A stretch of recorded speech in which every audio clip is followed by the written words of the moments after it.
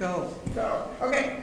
I'm going to switch hats right now, and as the coordinating facilitator of Vital Congregations, I want to give you just an update on what Vital Congregations Initiative is doing, and I want to begin by having any clergy or lay leaders from our 12 churches that are part of the first wave of the Vital Congregations. Please stand. Should be a lot of you here.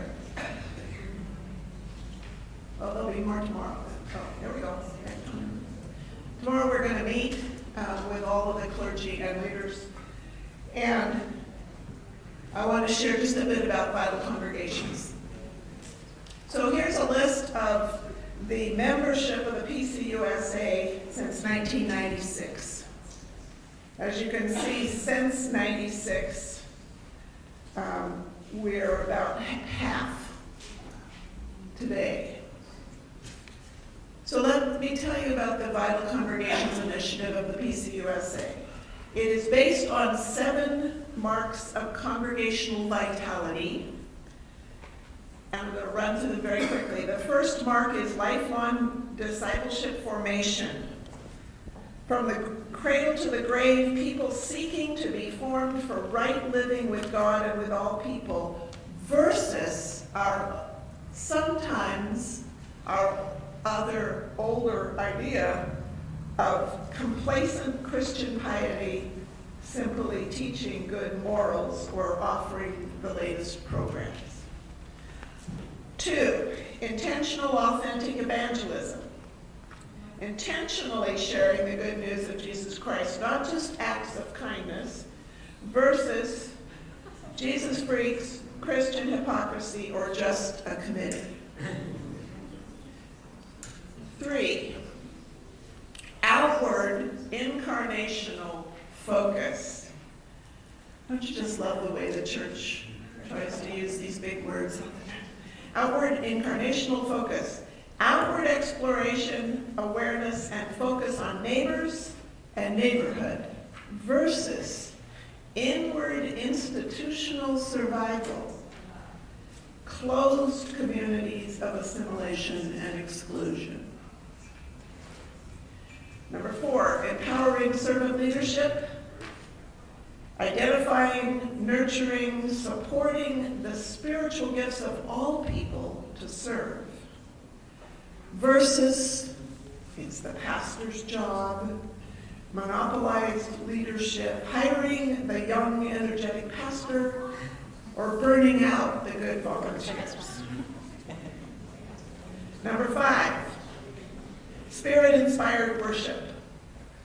Worship is about God.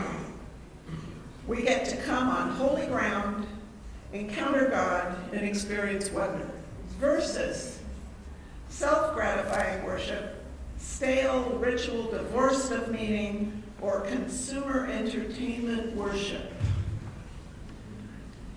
6, caring relationships. People find freedom to share stories, encounter the Savior, and ask for help, versus another social club, a closed, judgmental community with facades and hypocrisy.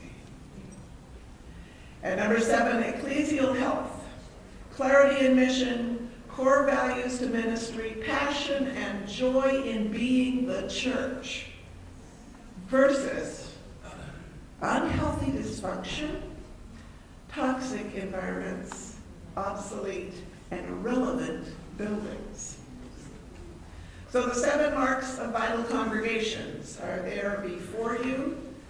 Again, if you join us in another wave of this coming up in future years, you will have study guides and all sorts of things to help you educate congregations about these 7 marks.